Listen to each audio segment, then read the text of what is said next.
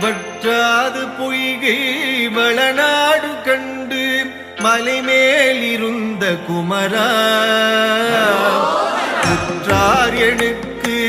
ஒரு பேரும் இல்லை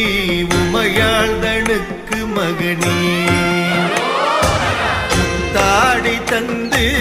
அடியேனையாளும் முருகேசன் என்ற நரசே தாரமாக மயில் மீதில் ஏறி வரவேணும் என்று நருவே பாலாலமுண்டோன் மகனாகி வந்து அடியாதமக்கு உதவி பாலூரல் உண்டு கனிவாய் திறந்து பயனன்